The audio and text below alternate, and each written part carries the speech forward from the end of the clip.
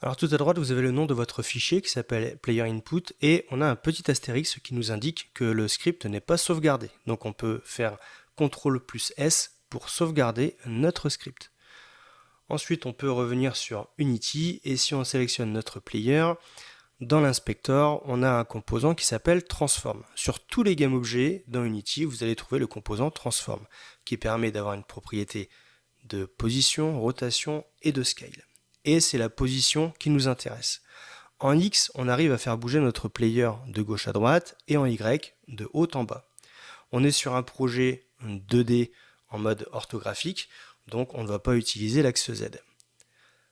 Donc je réinitialise les positions, puisque j'y avais touché, et on va retourner sur notre script. Donc ce sont ces propriétés dont on va avoir besoin. Alors les positions en X et Y, ce sont ce qu'on appelle des vecteurs. Et donc là, on va avoir besoin d'un vecteur 2, puisque on va utiliser le X et le Y. On a deux vecteurs.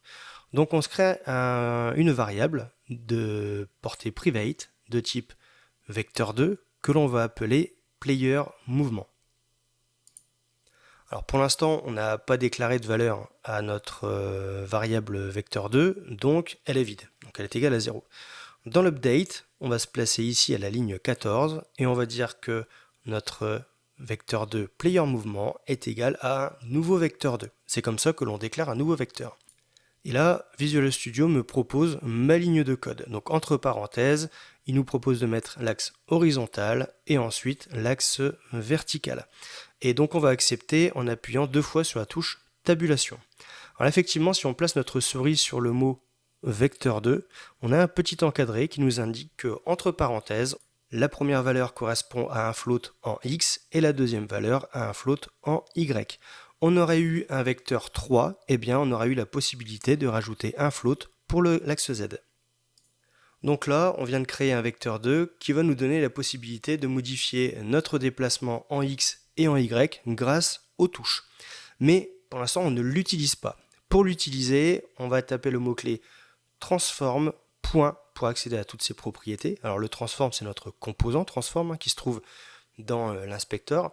Et on va utiliser le mot-clé translate qui va nous permettre de faire un mouvement, en tout cas un déplacement dans une direction.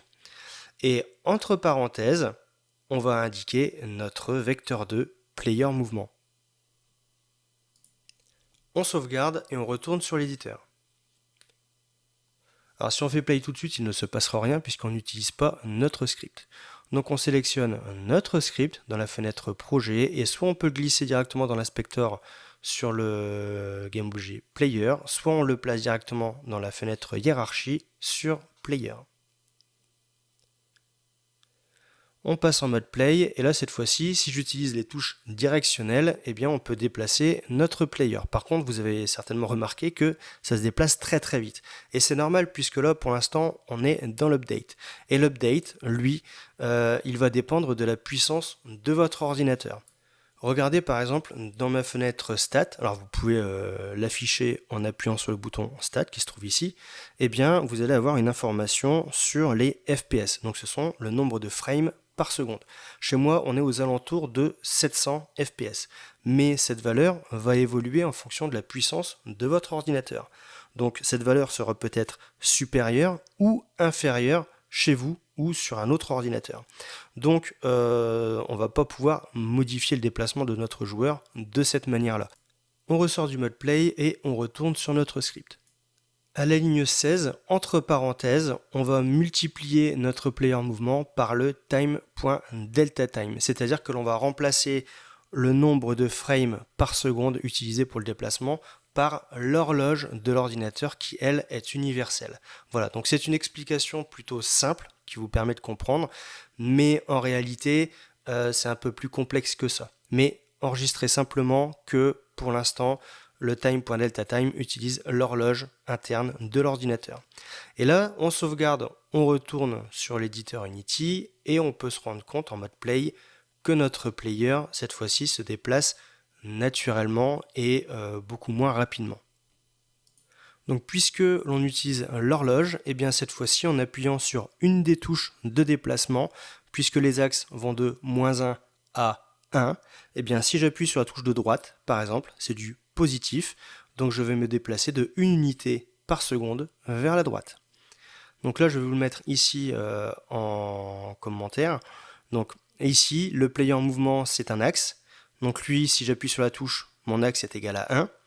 Et on va multiplier, donc ça va être, attendez, je vais vous mettre en commentaire, comme ceci. Donc ça va être 1 multiplié par le nombre de secondes. Voilà. Donc c'est comme si on faisait 1 plus 1 plus 1 plus 1 plus 1. Voilà, donc là on va se déplacer d'une unité par seconde. Mais par contre, du coup, on a un déplacement qui est assez lent. Donc ce qui serait bien, c'est de se créer une variable de type float, que l'on va appeler speed, qui va nous permettre de modifier notre vitesse de déplacement.